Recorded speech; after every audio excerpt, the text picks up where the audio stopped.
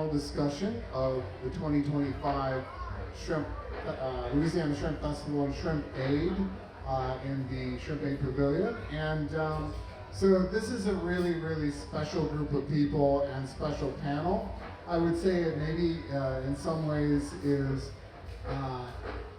I'm very excited about it because I don't know what's going to happen. It's really exciting. But I'm so happy that you all are here because this is at the heart of why we're all here. What is it that our coastal communities bring to us here in the center of the city and to our rural environs is something special. So I won't go further than that, and I'll hand this over to our moderator, Dr. Aimee, sorry. It's really hard to pronounce. My name is Aimee Thomas, and I have the privilege of being the moderator today. I'm very lucky that Emma asked me to do this. I'm an environmental biologist at Loyola, and very interested in, I study spiders, which is why spider earrings on and a bracelet and metallic stuff. I also study insects, but I'm very interested in environmental issues that affect our coast. So I think that's why she asked me to be the moderator here. And I'm especially excited because y'all are in for a treat. This panel of folks that have been assembled today are amazing. So before I get to introducing them and starting with some questions, let me just tell you a little bit about how this panel came to be. Emma and Margaret named this panel the Shrimp Culture and Community, which I think is a great name for this panel. And it is a conversation, as was just mentioned, to bring together artists and culture bearers, journalists, filmmakers, chefs, to explore the deep cultural significance of Louisiana's shrimping communities and the culture bearers who constantly contribute to and allow us to enhance the experiences that we have around us. And so through storytelling and creative expression, you're going to hear why I'm so humbled that it serves as a moderator for these people in this panel. So I'm going to go ahead and get into it, but I do want to tell you we're going to do some intros. We'll ask a couple of questions that have come in from the stage, and then we'll open it up to you, the audience, for Q&A. So we're happy to get input from you and to find out what you're interested in learning about more. So I'm going to start the introductions, and I'm going to go left to right because it makes sense, I think. And so we've got Marion Hill. She is a Sundance award-winning filmmaker and music producer based in New Orleans. She's collaborated with Vietnamese fishers in Dillard and Urus for documentaries that are shown on Hulu and Oxford American. Most recently, shrimping was a strong theme in her film Against the Disquiet, which told the story of a multi-generational Vietnamese family deciding whether to stay in New Orleans or move to Houston. Mostly filmed on the West Bank and in Clackamas Parish, the film opened at the New Orleans Museum of Art and is now on view at the Sao Paulo Biennial in Brazil. So, welcome, Mary. Next I have Eva Tesfaye, and she covers the environment for WWNO, New Orleans Public Radio's Coastal Desk. And in this role, she's covered Louisiana's seafood industry, coastal land loss and restoration, climate change, coastal indigenous communities, industrial pollution in Black communities, and much more, I'm sure. She also reports and hosts the station's podcast called Sea Change, which focuses on environmental issues affecting coastal communities in the Gulf South and beyond. And before joining WWNO, she reported for Harvest Public Media and the Mississippi River Basin Ag and Water Desk. And before that, she was based in KCUR 89.3. Got that right? Okay, good. In Kansas City, Missouri, where she covered agriculture, food, and the environment across the Mississippi River Basin. She's also a reporter for NPR's Daily Science podcast, Shortwave. So lots of nice stories. Next, we have Theresa Dardar, and she is a lifelong resident of Pointe-au-Chien in Lafourche Parish and a member of the Pointe-au-Chien Indian tribe. She's a dedicated advocate for Louisiana's coastal communities. She works to protect both the fragile ecosystems of the Gulf and the people who depend on them. She served, notice past tense, because she's now retired, as the Diocesan American Indian Liaison for the Catholic Diocese of Houma-Thibodeau. It was active in numerous local and regional organizations supporting indigenous rights, fisher families, and wetland restoration. She's a powerful voice for her community. She's represented the Gulf Coast at state, national and international forums, including the United Nations. When she's home, Theresa can often be found cooking bayou dishes and shrimping with her husband Donald. All right, next we have Bruce Sunpie Barnes. He's a New Orleans musician, and if you were here early, they had the first set on the stage at 1 o'clock today. He is a naturalist, he's a cultural leader, and he serves as the big chief of the North Side Skull and Bones Gang, one of the city's oldest carnival traditions. A true culture bearer, his work bridges Louisiana's music, folklore, and environmental heritage. Sunpie has performed and recorded around the world, blending blues, zydeco, and Afro-Caribbean rhythms while sharing stories rooted in the life and labor of South Louisiana's working coast. And he also worked at John Beat for a while. I have to end that, because that's my connection right there. As both an artist, one more thing. As both an artist and naturalist, he's dedicated to preserving the songs, stories, and landscapes that define the region's identity. So welcome, Sunpie. And last but definitely not least, we have Zella Palmer, who is an author, professor, filmmaker, curator, and chair of the Dillard University Ray Charles Program in African American Material Culture in New Orleans. She documents and preserves Afro-diasporic, indigenous, and Latinx culinary legacies. She's produced the documentary The Story of New Orleans Creole Cooking, The Black Hand in the Pot in 2016, and launched Dillard's Food Studies minor in 2020. Her publications include recipes and remembrances of Fair Dillard, 1869 to 2019, and the James Beard Award finalist Ed Mitchell's Armani in 2023. That's great. We can hear what I thought. A frequent keynote speaker and host of the Culture and Flavor podcast, Palmer's work has been featured in Essence, 64 Parishes, and For the Culture. Her upcoming documentary, Related to the World, The Island of Spice, premieres in November of this year. So welcome all, panelists. And welcome all you Knicks for coming to this conversation. So I have a few directed questions as promised, and so we'll get started right at, I'm going to start with you, Mary, even though it's not a lecture right thing anymore, but we're going to start with you. Okay. Because I'm curious to know, as a filmmaker, what draws you to the stories and community connection, and how might shrimping, so put it in the context of what we're focused on today, how might the shrimping culture fit into that? I came to the world of shrimping doing my own ancestral work, I guess.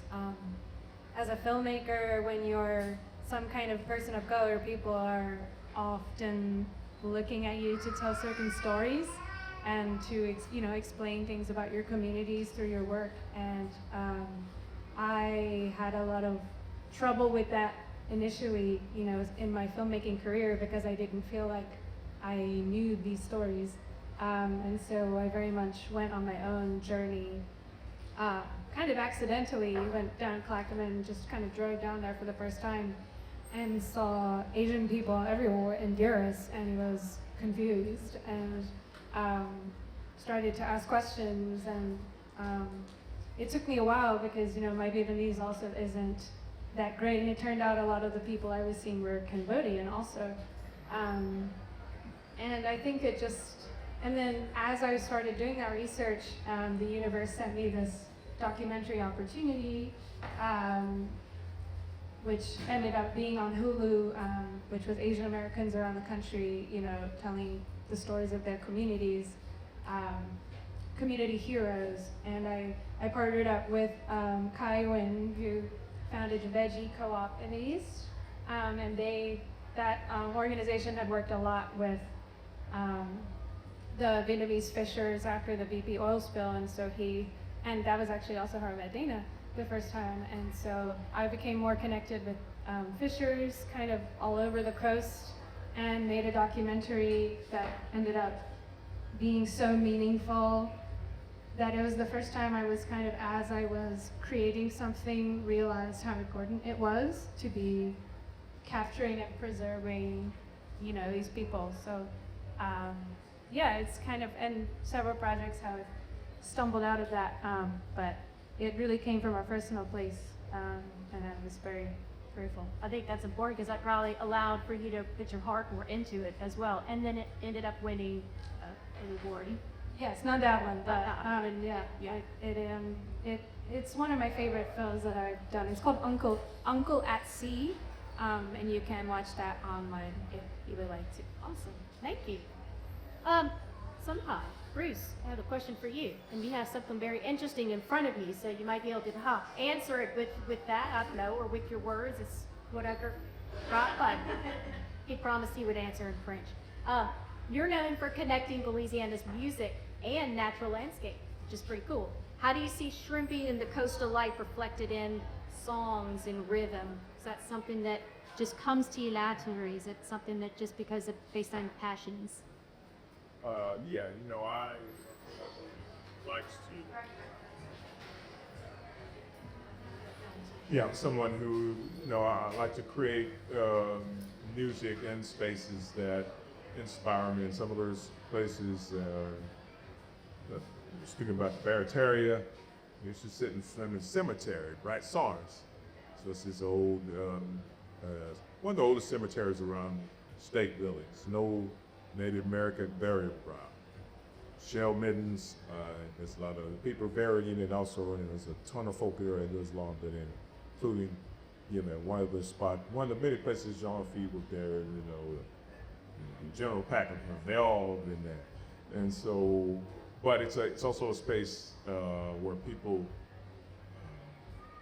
you see a lot of great sites, all oak cabins. And so it wasn't the Native American people, and they have the Native American headdress on. And so that signifies those spaces and what was going on there. It's also a space where,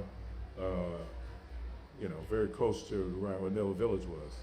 So people that were finding freedom outside of colonial warfare, coming from this kind of position from the Philippines, found that space to be important. Juan San Malo, the enslaved African who freed himself and created one of the largest maroon villages in North America, and for the longest period of time, also was there. And that's a space where people would have these drying platforms and they dried shrimp out. You would play 3-string instrument, and they would spin out on a drying platform and salt it down. And the man would dance the whole of the shrimp off in the sea while the music was being played. So the Ting family and a bunch of the families that were down there, a lot of Dardars, a lot of Mamalos, Bill Yachts, they all lived in that space. So that was always a wonderful place for me when I worked. Out on water a lot to be there. So. Let me see if I can get somewhere. Yeah, and while he's doing that, I would just say that's an important part, as we all, you're here because you want to hear about these cultural connections, but we lose that if we don't tell that story, if we don't keep it in song and pass it on or film. Yeah, for connectivity is what it's about. I love telling stories, show people to imagine and continue the song processes. So, San Malo, I wrote a song for him. For years. Had to born dreams, so there were many songs that came in a dream.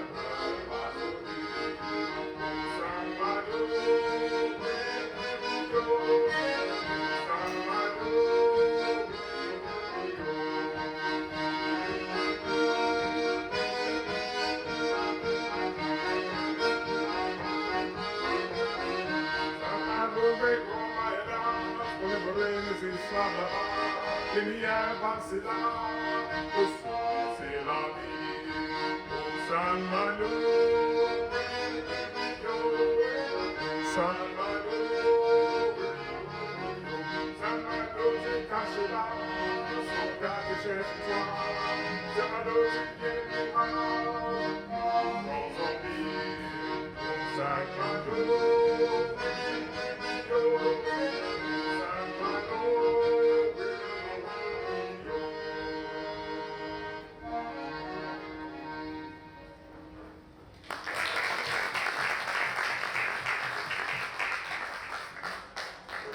This is a man who was executed on June the 1784,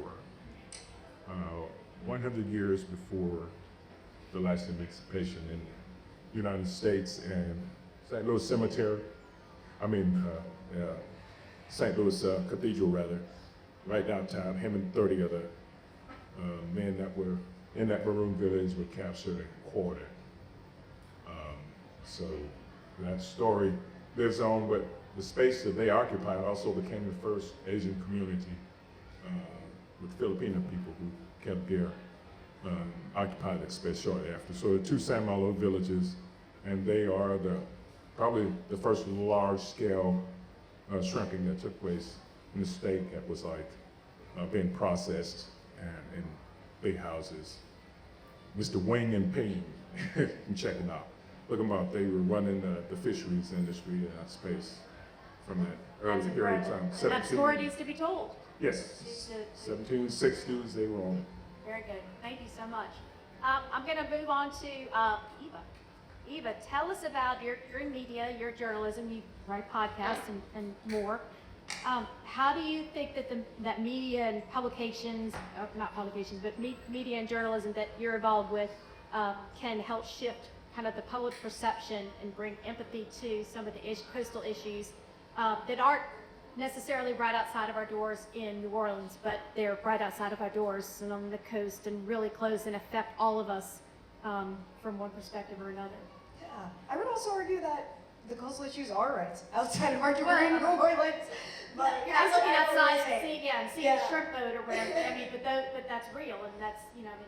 Yeah. When I read this question, it kind of sent me into a bit of an existential crisis, because this is my crisis in journalism. Generally, right now, I think we're all kind of thinking about, like, you know, what is journalism for? Like, is it effective? Like, is the way we're doing it effective? But I think what journalism can do is combine, you know, the facts, the investigations, the statistics, the science with the stories of real people. Bingo. Yes. And that's one of the things you learn right away when you're a journalist, is like, you can have all those facts, but you should have a real person that this is affecting to get people to connect with the story and to get or to care. And I think audio, or medium I work in, and public radio is really a unique one because it's free. Anybody can, and that's what I think is most important in journalism, is for information to be accessible to all people. But I think also audio can transport you to places and really put you on a shrimp boat with a shrimper. And I think shrimpers also have really good stories that lend itself to the audio medium. I know we talk about like oral storytelling tradition in all of these cultures. And my podcast specifically is, our audience is mostly on the East and West Coast, interestingly enough. And I think the national audience is really, really interested in Louisiana and our struggles, because we have such a unique culture here. That's also, that people, you know, people come from all over the world to come to Louisiana and New Orleans and experience our culture. And we also occupy a really important position at the mouth of the Mississippi River, and it's such an important place for commerce and obviously all these other industries we have. And I think that's why it's important for a national audience to know about what's going on here, but I also think that's why a national audience is really interested in it. So I think there is ample opportunity to get the voices of the coast and the shrimpers out there, and that's what I try to do in my work. And yeah, I just think also as journalists, we need to be meeting people where they're at, which is usually on social media, and like thinking of creative ways also to get those stories in front of people, as journalism as a medium is kind of shifting and changing the way people get their news. Infiltrate the social media with your message. Yes. Good. Okay, so what you just said made me think of something that makes me want to go to Theresa for the next question. You said about the shrimpers having all this knowledge, and one of the things that if you've been around people that are in this line of work, they have what is known as traditional ecological knowledge. Whether they call it that or not, doesn't matter. But that's, Theresa, that's one of the things that you have that makes you so important, and you being an advocate has helped so many people out, including your own people. So my question to you is, can you share what it means to carry this traditional knowledge of the water and of coastal issues in today's world, especially with today's world, with our policies and the bureaucracy that comes with it? Take whatever approach you want. If you want to avoid politics, please do. But tell us about that traditional knowledge that you had and what you can do with it. Well, my husband has more traditional knowledge than I do, but working with him, I've seen, a lot of the land wash away. And to me, knowing your community, knowing your waters is a big deal because, like when you work with people like CRCL, Sea Grant, different organizations, you can, they want to help you, but you have to have the knowledge to be able to tell where the work needs to be done. Like my husband for years saw one of our mounds washing away. So we searched for help for a long time, and somehow we got connected to CRCL. So they did our first living shoreline, and then we did a second one. But we have so much work that needs to be done, and knowing the places, and knowing where we should go to do, the work first, where you think you should do the work first, is very important. And I think that the traditional knowledge that our people have at the waters, we could take people out on the waters. A lot of times when my husband takes people out on the waters, and they see all this open water, they say, how do you know where you are? But he grew up, we remember when the bays and the lakes were identified. And so, you know where you are, but so many bayous have enlarged, and so many bays and lakes are now all open waters. But most of everyone in our community knows, the community, the waters, the landscape, and everything all around our community. So it's very important. It's very important to know. And another thing too is I want to mention is whenever I speak, I don't speak only on behalf of my community, because it's all coastal communities. We're all experiencing the same thing. It's not just our community, it's everyone's community. It's all coastal communities. And if we're not protected, well, you are down the line, the waters will come get in closer and closer. They'll move further north. Deferred maintenance. We don't need to pass that on to you. But don't you pop it off. So that's where your politics come in, but we're not going to go for it. We're not just happy. We can go there on individual basis after, right? All right, Zella. Your work powerfully bridges scholarship as an academic, storytelling, community, and it's through food. So how do you see culinary traditions, particularly those of Afro-diasporic, indigenous, and Latinx communities, because that's your area of focus, serve it as both a form of cultural preservation and a tool for social change, since you're working with young students all the time on campus? That's such a loaded question. Sorry. No. When I think about just our history here in Louisiana and some of the archival records that we had And you know, we're about to celebrate, we already celebrated our tricentennial here in New Orleans, our 300th anniversary, and the whole US is about to celebrate 250 years. And in that time, so much has happened, so much has happened. And when I think about the value that was put on enslaved labor, and you look at, you know, how much enslaved cooks went for as compared to field hands. Field hands would go for like $500, but enslaved cooks went for $1,500 to $2,000 or above. And so clearly here in New Orleans at the beginning, food was the most important aspect of building what they wanted, you know, French colonial power to build a Versailles in the New World. And so these enslaved laborers were also working on ships. These enslaved cooks were working ships. They were bakers. They were, you know, storytellers. They carried ancient civilizations in their mind and their memories. They came from Senegal. They came from Cuba. They came from Haiti. They came from all of these different regions. And how do we know this? Because one thing that the French and the Spanish did was they documented everything. They didn't do what happened after the Louisiana Purchase, where those who noted, Americans who noted things down, you were just black or you were mulatto. That was it. But no, the French and the Spanish said it so much, because remember, we didn't have Social Security cards back then, and you were property. And so they wanted to make sure that if you ran away, that they would find you. So if you had, you know, a bad leg or whatever, you know, a tribal mark, they would find you. You spoke Spanish, they would find you. But what I always found interesting is how much food was valued in this region. And how those who did the cooking, toiled the land, you know, did the baking, were prized, had a high capital value.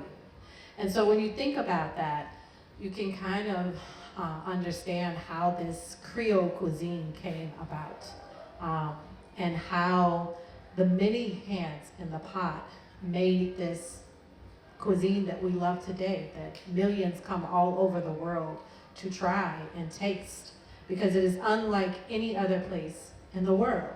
But then it goes on to find out just how Creole cuisine isn't just here in Louisiana, it's in any country that was colonized. It was in Vietnam, it was in, you know, in the Philippines, and there's always some sort of Creole cuisine in Senegal.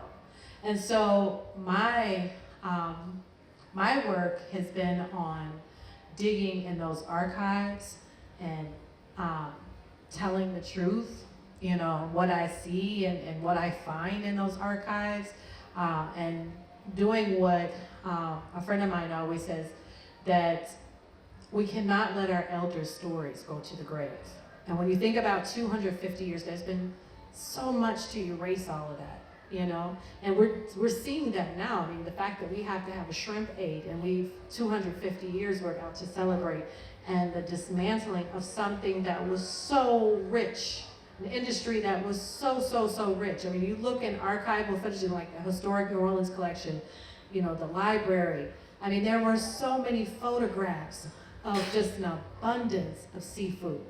And here we are, frozen fish, you know, and we become accustomed to it. It takes one generation to forget.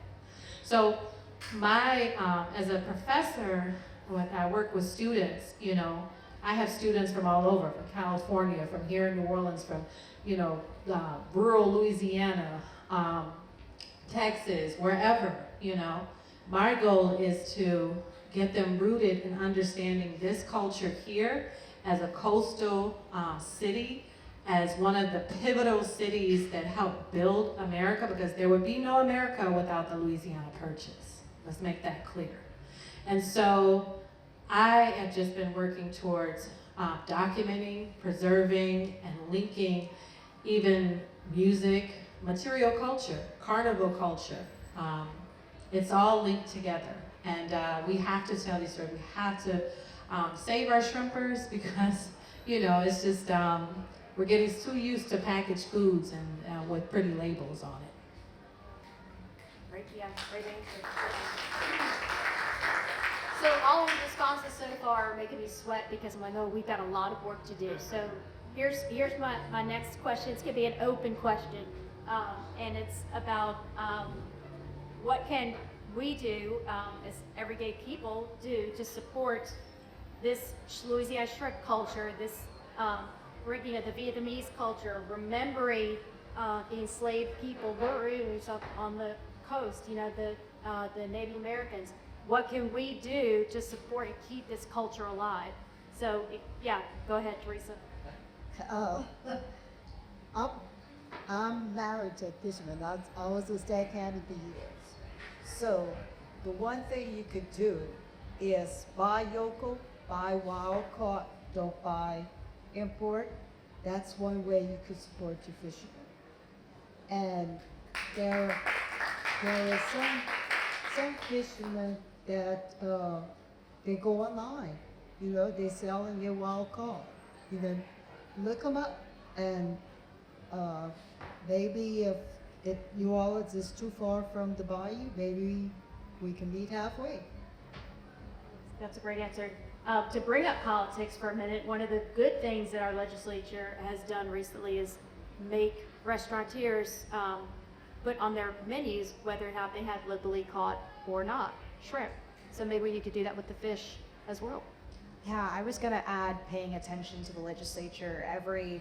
Pretty much every year there are bills filed that are trying to address this problem on the imported shrimp and people mislabeling imported shrimp. And then I also want to add that buying local shrimp is not just, you know, good for the shrimpers, but it's also better for your body. A lot of the imported shrimp has been farmed in Southeast Asia, and it has a lot of antibiotics in it that could affect your body's response to antibiotics in the future. And also a lot of it relies on really cheap, exploitative labor in other countries. So that's another piece into buy local.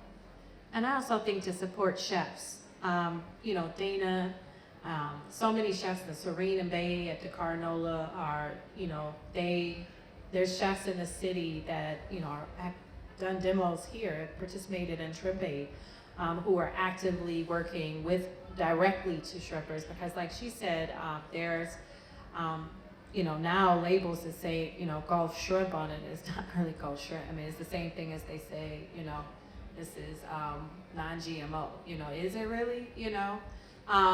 So working with, you know, supporting local chefs, know your shrimpers, you know your shrimpers. And, you know, I work at Dillard and Gentilly, and it always pains me to see shrimpers come under the bridge and sell their shrimp, you know, directly to the consumer market, because they always come in African American communities, and then here comes the shrimp police to block them out, you know, to stop them from selling. And so there's a huge divide between, you know, rural and urban communities. I mean, we can't get fresh food in New Orleans. We as a consumers have to fight. We have to demand these things, you know. We have to be okay, set up spaces, your backyard. If you have a big backyard, you know what, I'm gonna, you know, invite shrimpers over, or, you know, local farmers, whatever. Don't cut people out and make it something, you know, eclectic or chic, and then it, you know, the community is put out from it. So I just wanted to say that because I see that happen a lot, you know, for years now. Shrimpers coming down from, you know, trying to sell theirs 5 pounds for $20, and then here comes, you know, the fisherman police. Yeah, I think more full ethics, like he said, and created reporters where you know that there's in the city of New Orleans, you can go and get fresh caught seafood, and that you can have some confidence in it, and then just pay attention to how much better it tastes. You know, all the rest of it that you get in frozen box. I just came back from Egypt last night, y'all. I had a wonderful time. I was on the Red Sea. You have some really good food in Egypt. Then they got some bad food. The worst thing I had was this shrimp. But not believe it. I was with 16 people from Louisiana, and we all ate the shrimp, and everybody was like, man, it's frozen. Oh, well, and in the water Well, too. we do have high standards here, so. We do, and yeah, but you know, that she's speaking about in one generation, people forget a lot of things. I really encourage us all to like take a trip down the bayou, go to these places where people harvest the food at, to see for yourself. There's nothing like having first-hand knowledge. You saw the pyramids, I could see in like 20 lifetimes. There's nothing like going to the source. And if you do that, they'll be happy to share what they really do. I remember the first time I got a little into the butterfly net control, man, was saying, oh, it's like this. So, you know, and that was, that's a really living experience that we should all have, and it's about educating our youth about it also, so that they can have a discerning education around the environment in general and not just accept anything that Amazon shows up at Box Street.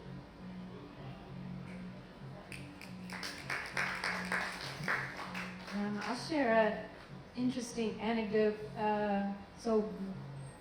After I had just been very immersed in the Vietnamese shrimp world and the stories of Vietnamese shrimpers, I actually went to Vietnam and befriended a woman who, I went to south of Vietnam where shrimping is also big, mostly farm shrimp actually. But I wasn't there for shrimp by any means. I was, just there, and I befriended a woman. She had an office job, and I said, "Oh, what do you do?" Turns out she worked the front desk of a Chinese-owned shrimp company in Vietnam, who was exporting, and their largest exports were to the U.S. And so that led me down this, internet rabbit hole of just being on the other side of the story. And obviously, as an artist, that was the nuance of, to be studying Vietnamese shrimpers in the U.S. and then to see their competition in Vietnam was really fascinating. Well, I want to keep this cultural conversation going because I think that's one of the things that makes you also interesting and incredible in what you do. And so I'm interested if y'all could give a story or examples of where your creativity, so your storytelling, your news reporting, your advocacy, your music, etc., more storytelling over here, has helped kind of shift the conversation around anything about the environment and or sustainability. Sure.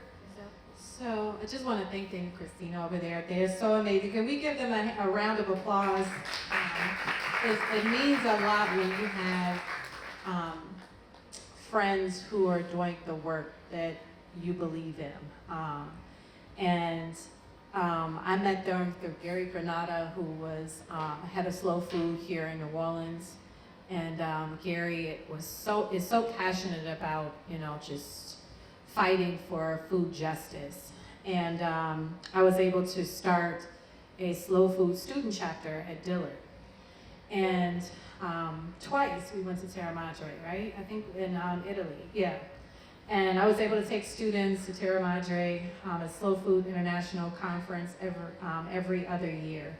And I'll never forget, some of my students, not all, but some of my students, that was their first time having a passport, being able to travel abroad. And so we get to Terra Madre, and in Turin they have open air markets and abundance of fruits and vegetables. And I'll never forget one of my students, two instances. One of my students, Levante, said, "This is the first time I've tasted a real tomato." Now, we have Creole tomatoes here in New Orleans, but it took him to go to Italy to see and to taste, the difference between a Walmart tomato that, his family was probably buying for cheap, because that's what they can afford. And then another student of mine, she suffers from migraine headaches, and she's only in her 20s, she's a senior now, and she's writing a cookbook in her senior year. And she goes over there, she said, "Professor Palmer, I never had to take my medicine while I was here, the whole time we were here."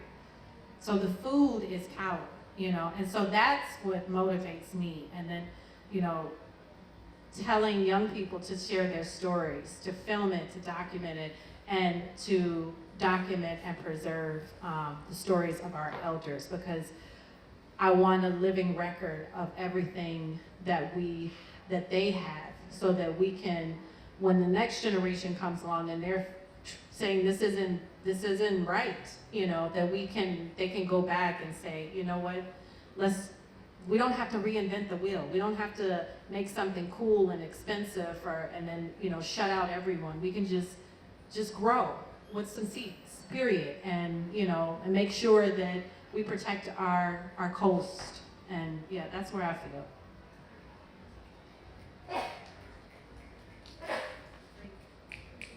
Anyone else want to tackle this one? Well, as far as food, we recently opened the only tribal food immersion school, and we have a lot of property, and Donald plans to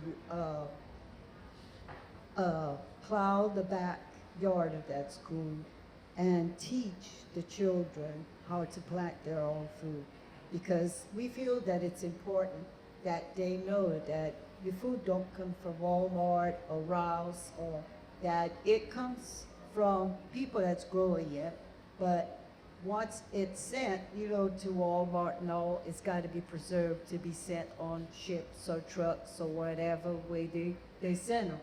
So teaching them how to plant and work the garden and harvest it.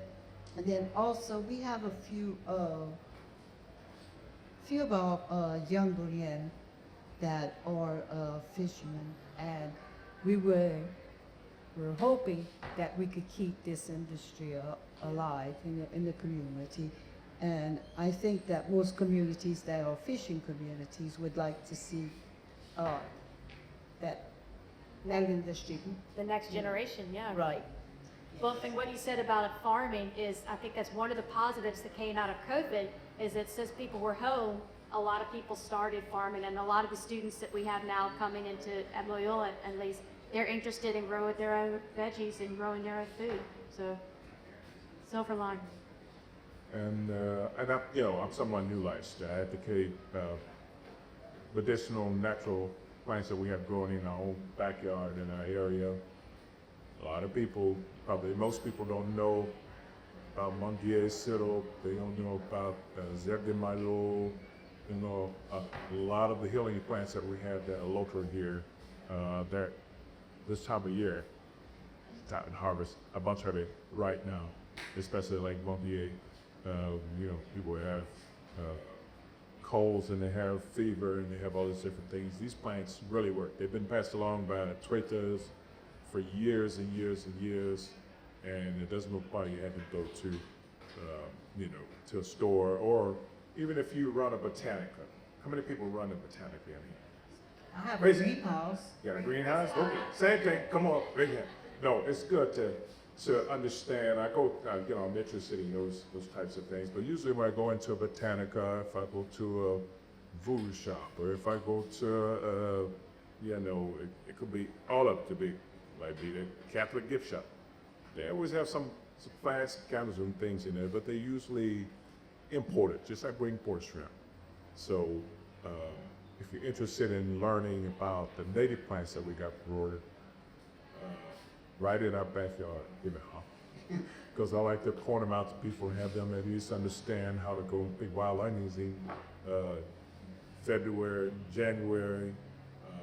We have so many plants that are native that we can utilize and use. Oyster mushrooms, this time of year, they're good for you.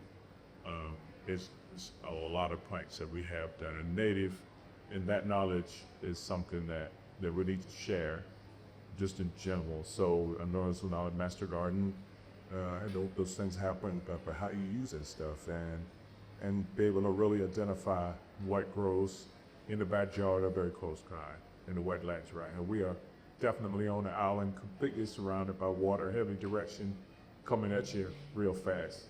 So that goes for us, and it also goes for the politicians and people who still want to plant Chinese tallow, or they want to plant all of these other invasive plants, or forbidden for python short in Louisiana. We're gonna cook it.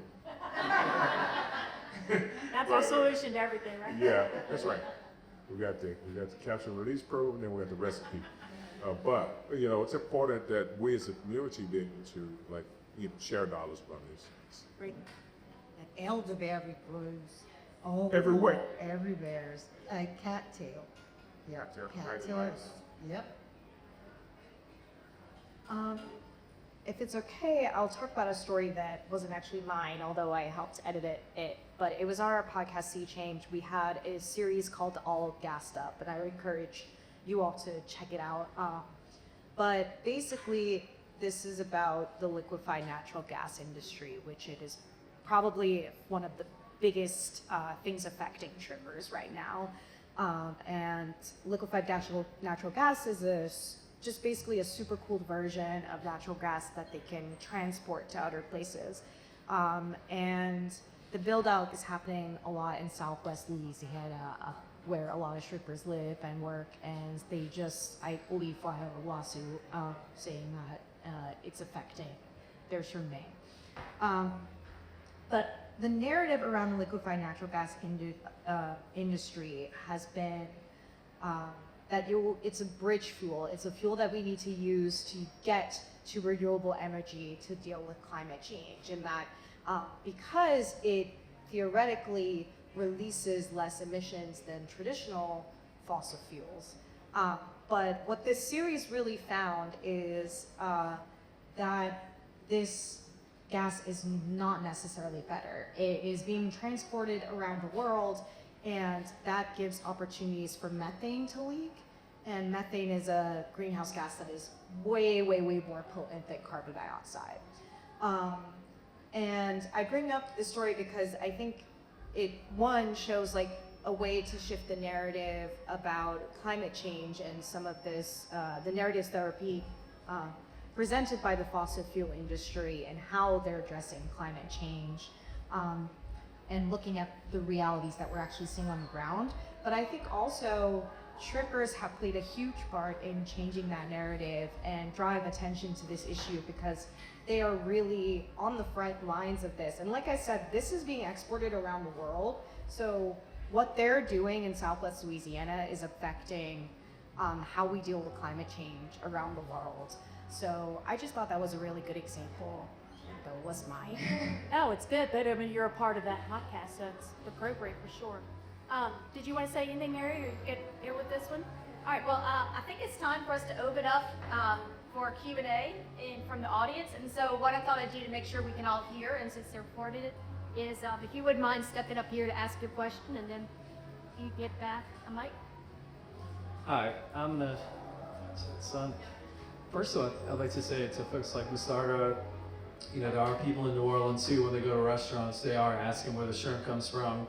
And I think for people like me who want to know, and we'll choose restaurants based on where our food is, not just the shrimp, but also the produce. What else more can we do? So, for example, yesterday I heard that the Louisiana Restaurant Association, I had no idea. I would have thought that organization would have been lobbying for local food, but I found out yesterday, completely unbeknownst to me, as somebody who considers myself fairly educated when it comes to environmental topics, the organization is lobbying on behalf of the restaurants, meaning pricing. So they're trying to help the restaurants get produce and fisheries that are as low as price as possible, which of course is not Louisiana produce, seafood, but it's going to be coming from Ecuador and Vietnam and India and everywhere else, and we don't know the quality of that produce, and it's outpricing. So what can we do? And then if the Louisiana Restaurant Association is not exactly lobbying on behalf of people who are providing our food, who is? And then how can people like us support those organizations? So just help them with the links on the customers, on how we can help the end producers, and who's in between, who's actually lobbying in between that we should know about. I don't know that answer. Maybe someone else on the camera. But all I could tell you is what I tell my friends is friends don't let friends eat it for a trip. But I know she has a better answer than I. I would say even that slogan, the fact that is creative and funny, that slogan could become, you know, a thing. It could become a marketing tool. I'm not sure who could take that and run with it. And until yesterday, I would have assumed that it would be the Louisiana Restaurant Association. But again, it's like, unbeknownst to me, they are undermining efforts on supporting local producers. But that slogan is funny, and I would love to see that. Yeah, so I work with a lot of chefs in the city, and you know, some of the seafood programs like a GW Fins is phenomenal. You know, different chefs in the city are really intentional, but I don't think there has been a collective, and maybe that's something that Dana, you know, can kind of, you know, bring everyone in together to even just have a sticker on the restaurant, just like we, you know, that we're really actively working with, you know, local shrimpers, you know, and not just shrimpers, but just, you know, all of our fishermen and farmers. And you're right, you know, it's all connected. I mean, you have to also think about how much it costs to become a member of the Louisiana Restaurant Association, and if you're a small restaurant owner, you don't have the money to join LRA, so you can't really, you know, advocate for what you know is right. And then a lot of the local, smaller mom and pop restaurants, they're buying from Restaurant Depot or Costco because they can't afford it, you know? And so it is important, once again, for us as consumers to, you know, talk to our chefs and our restaurateurs, you know, and sometimes they just don't have the platform or know how to order food. I mean, I've had lots of conversations with Dana about that, you know, and just about how to get the information to other smaller restaurants who, you know, would love to serve fresher food and local food, but just don't know who their shrimpers are, who their farmers are, and don't have the time to, you know, to actively look for it. So if we can provide that information and those resources, and support those who are actively doing that, because prices are going up. I mean, inflation is real, you know? And so we as consumers, like I said, have to make sure that we support and demand and want better for New Orleans. I think that's true, and also usually, you know, there's some politics unfortunately involved. You know, it just a trucking distribution, fuel costs, and just like this festival and what we've learned from it in many different ways, people won't do anything unless they feel like they have to. And so it comes from regulations and legislation. You know, sometimes people have to be shamed out for it, they need to, but a lot of times they'll do better if they know better also. But they don't have an intention in doing that when they start a restaurant. They're just thinking about economic value. They may have a passion for food, but they don't have enough knowledge base to understand what they should be doing versus what they're going to try and do. They're going to try and like make the price to them. They might go in with passion, and then they'll, you know, after a year and a half, they're like, ooh, I'm drowning. So they think they need to buy the cheapest thing that they can find, which is the worst thing you can do. I came from a long line of sharecroppers, family sharecropper. Father sharecropper for 47 years, Louisiana and Arkansas. They never did anything cheap like that. Never. They always wanted the best thing that they could get their hands on because they worked so hard to get to it. I think that people still know how to do that. It's just that it's available in many different ways and not being self-educated or taking willingness to educate yourself about. Not to stand right here, it's been shrimping all his life, and they can bring your shrimp to you. If they taste real fresh shrimp from Louisiana, they're gonna change their mind. But they never even sat down to a plate of food and had it. It's about the value system that they know not about. And it's not always about economics, even though that's a real thing. You get more people to help you, and this is what the industry used to be. It's just that the influx of so many distribution points will tell you otherwise. You can buy a box of shrimp, thaw it out, throw it on the shrimp boat, drive it up a canal, sell it to people, and it has a trademark that says wild caught Louisiana. Doesn't mean that it was caught wild in Louisiana. That's the name of the trademark. So you have to trace those things. They should all be here, first of all. Why they at? Can't be watching the Saints. They should be here. Yeah, they should be here if they're serious about like staying alive and being able to have actually thought process around forwardness and the foodways, which helps you with forwardness and preventative health care, and so many other things. If you feed your children and your babies that, shame on them. You should be able to understand that lots of steroids and things like that, there are different types of food and not going to be great for the down high.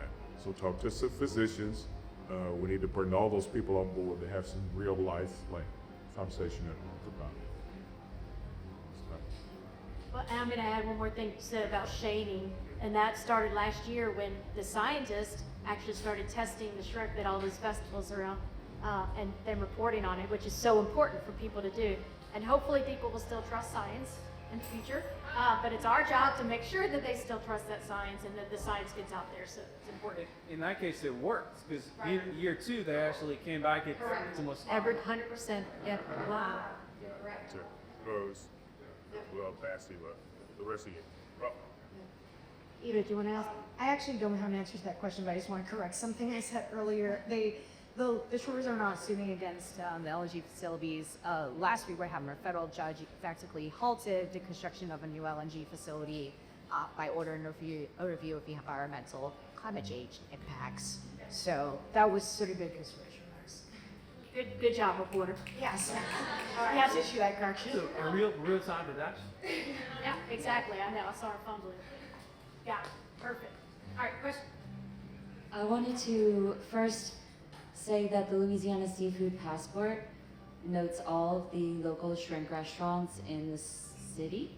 So if you go follow what they have printed out and have the bags for at this festival, you can find the restaurants in the city that support Gulf shrimp. So there's a whole campaign by LA Seafoodie where you can find Gulf shrimp in restaurants in New Orleans.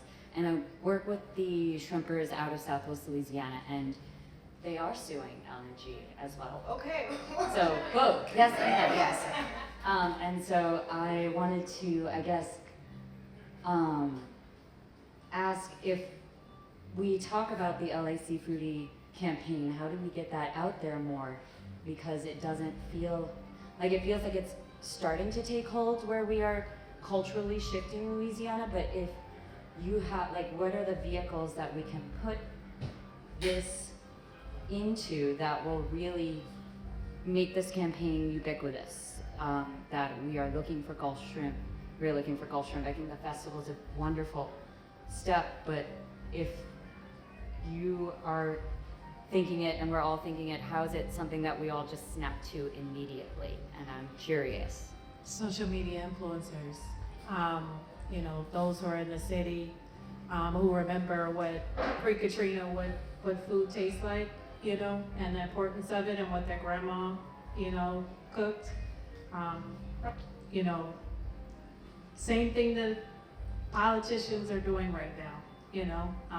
You gotta get the influencers, you gotta get the community, you gotta make it cool, you know.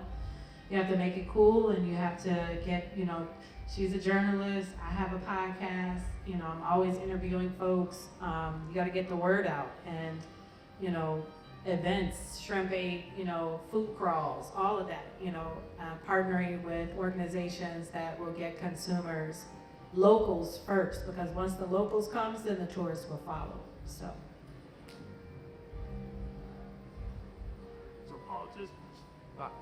I would say, like, just coming back to that ask, like, if somebody asked me to, if it was like, you know, they have the Dirty Dozen, Like, you guys have heard of the Dirty Dozen vegetables or fruits and vegetables with the pesticides. If it was a list of politicians who we felt needed to be here, I think there's a lot of people here who would send an email or make a phone call simply asking them to be in the room. Me, I wouldn't even know who those elected officials are that really should be here, that maybe have kind of been open but not really spending as much time on this issue as they could. So I think a lot of people at this festival, because I came yesterday and I came today, I love this. I think it's a great festival. I'll continue to tell people to come.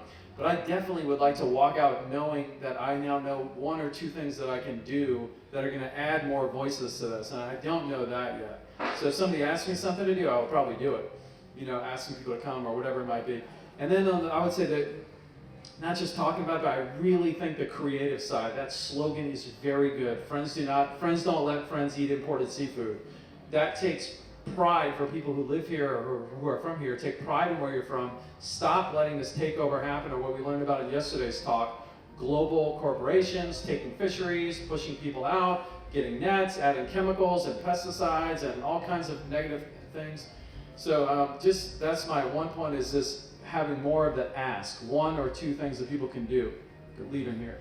I just wanted to say, yes, friends don't let friends eat imported seafood, but we also have to remember that we have we have impoverished communities who can't afford it. And so until we as consumers, make really support in volume shrimpers, then we can, compete with a frozen bag of shrimp at Walmart or Conseco's, right? We have to make it affordable for everyone. We have to actually support shrimpers, because we don't want to ostracize those who cannot afford shrimp. You can't afford it. I mean, yes, some will go to cast net, seafood, etc. And how you galvanize community. I believe that you have to talk about politics, because politics is definitely, Meta is about to be built, it's gonna suck the water, all of these things are, if you don't do politics, politics will be done unto you, period. And so, the church, start there, start with the church, start with the pastor, start, galvanizing community, start, going to festivals. There's a Zydeco festival that's going to be in Slidell. You don't think shrimpers are going to be there doing Zydeco and the Southwest trail rides? There's so many avenues to, work with people and to make it inclusive. Senator Cassidy is a doctor, so you want to email him. But I don't know the price if he looks like, because I've never bought it. So, but we don't sell our shrimp that high. It's okay to sell your permit stuff? We sell our big shrimp $3.50 a pound, which is, I think it's affordable. I know, if I was buying big shrimp, now Rouse sells it a lot higher, but us on the bayou, we sell it $3.50 a pound. But that's what I mean when you all come to the city and you say you go come to Gentilly, where it's a predominantly African-American community. Here come the fishermen police to push you all out. So we want it. It's not that we don't want it, it's access, right? Making sure that we are eating at supermarkets, or getting most of our food in supermarkets, and not getting directly from the farmer and the fisherman. Yeah, I think this gentleman here was speaking about, we have to go in front of city council. You have to, if you don't push politicians to do something, they do what they're always done. Nothing. They don't see the need. I've tried to do the same thing around music, culture in New Orleans for the last 40 years. They do nothing. They'll tell you they're gonna, I hear you, I feel you. If they need you or they need to use you for something, they will use you up. But in South Louisiana, I would say it's a crime if everybody can afford local cost seafood. It's not really about that, it's about knowledge. To me, people spend God knows what in anything. Look, the football stadium is full every Sunday. They're not going to the Super Bowl. But those same people will be in there. They go to that game, not everybody. And you're right that it is hard for a family to economically keep up with everything, but you don't have to eat shrimp every day. Nobody eats shrimp every day unless you live down the bayou. Come on. On fait ça tous les jours. On mange tous les jours. Les crabes aussi. Les crabes et les cheverettes. That's not fair. That's not fair. Come on, man. We got to say. I'm just saying that. Yeah, no. I think that everybody in New Orleans can afford to have shrimp if we make it available. Or we have to push for it. If we know that the fish police coming over, we got to talk to Mayor Breen. you know. The genitalia, that's his section. And not well, but without us making a push, this push should be in the same space, and it should be, hey, the sites are gonna fill up the stadium, half fill it now at this point. But at halftime and during all those commercial breaks, we should have a commercial that speaks directly about fresh caught Louisiana shrimp. Those are the people whose psychology you need to dig into. And also we need to do the same thing in kindergarten through 3rd grade, without them being able to say it and actually verbalize it. It just doesn't penetrate. So. Okay, I just want to make, Okay. so, I have a quick question about, you said the police come and chase. Well, like, we sell at our dock in front of our house. And if a game warden comes, we have to show our fresh product license. And they can't find us. I just wish we could figure out how to get it on Instacart. People are it's a convenience world now, you know, and unfortunately it's psyche, you know, and how to retrain the mind to either drive, but also make it convenient for folks, which is why I say some, you know, possibly the church, because it's private, they have a parking lot, the fishermen police can't come in and, you know, cite. I don't think so. I don't know. The word state, they really, what they need to do is be educated, because there's nothing wrong with doing that. They let everything else go. Go to the second line tomorrow, y'all come to Black Men Lake the next weekend, we're gonna have people selling everything on the side of the road. And they're not gonna say anything, we're going right through that neighborhood. And that wrong with selling shrimp on the side of the street, or Hoang, or whatever it is. Those people who push for that, you have to push them back. Don't give in to bullies. I've got to cut it off because I'm being told that we need to wrap it up. But before we clap, I'm going to give every panelist 1 more minute to just leave us with a message that you want to leave us with, to put y'all on the spot. What message is like the take-home message you want to tell our audience? Give like a minute each. You want to start, Marion, or no? You don't want to start? Who wants to start? What's your message? I just think that the education around what the seafood industry is, and particularly shrimp in this case, needs to be uniformly across all ages. It's shrimp for all ages. It's not one age, and it's not really about politics, even though we have to like address it in that way. We as a community have to support our own health and welfare. And you know, it's off the cannon on the feet. And I just want to say continue to support local fishing. Louisiana has the best shrimp. Louisiana has the best shrimp, that's right. I just want to say, coastal communities in Louisiana, they, like Ms. Theresa was saying earlier, they are on the front lines. They know what's happening out there in the water and the land as our coastline changes and as climate change affects us all. And I think we really need to pay attention to what's happening to them, because it's going to come for all of us.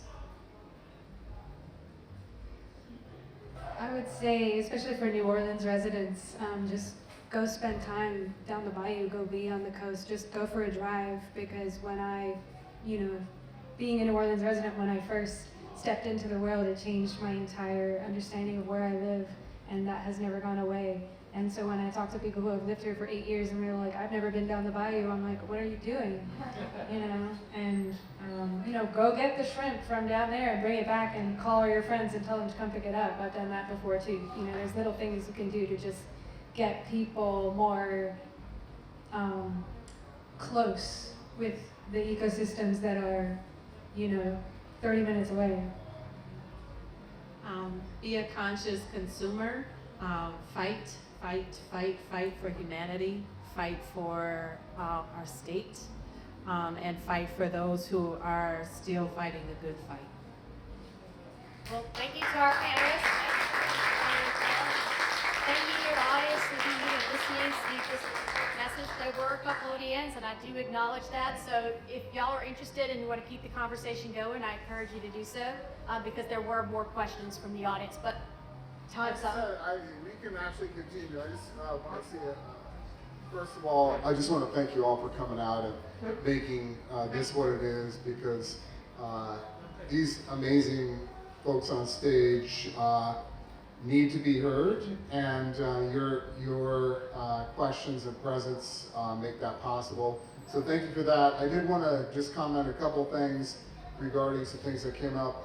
We did, so first of all, this is, you'll see Shrimp Aid. Shrimp Aid is the organization that kind of came from our collaboration. When I say our, I mean Margaret Crosby here in the back, and Emma Reed, who you'll see running around. We're all running around today. But yeah, this all started really from conversations with shrimpers and fishers. And that started probably over 5 years ago. And the catalyst was, including with this gentleman right here, Captain George, the catalyst was, what can we do? You know, a festival would be cool. You know, there are a lot of things that kind of build up to it. But I did want to say, we did invite our representatives. Most of them were invited. I did hear back from Troy Carter's office. We actually met with him in person in DC a few months ago. Carter, Higgins, and Cassidy have all been instrumental in either authoring or being co-sponsors on legislation. So that's positive. By and large, a lot of our congressional representatives are very active and tend to be help drive momentum on Capitol Hill. So I think that we can be thankful for that. However, I would also say that the caveat is that sometimes we assume that others are on board when they may be having other conversations, like with LNG or whatever. So I think that we always have to be mindful of that. And then finally, I want to just, with regards to Kevin's comment about action. So the whole reason for Shrimp Aid is action, okay? So you can go to shrimpaid.org and you can find some action items. You can find information, usually, thankfully, made very digestible by Margaret, and you know, that effort is at the heart of what we have to do. You know, Shrimp Aid up to this point has been about speaking to our audience, I guess preaching to the choir, they say. But we realize now it's about what happens beyond our regional boundaries. And so that's the next step for us. It's like, I don't know if you were here, some of you may have been here for the testing, where David Williams was commenting on testing, giving some really interesting statistics. The first thing that came out of his mouth is, you all should be very proud. New Orleans is the epicenter for seafood, or I should say shrimp authenticity. Over 90% of our restaurants are utilizing local shrimp, okay? So does that mean that our shrimpers and their families are made whole? It does not. So that's another problem that we have to work on. It's not just shrimpers, it's our produce grower, it's the whole local agricultural food scene. So there are a lot of issues, a lot of problems. But just to wrap it up, I want to invite you to check out shrimpaid.org and join with us in a movement that does go beyond our boundaries, because I mean, I grew up in the Midwest. I didn't have access to this amazing seafood.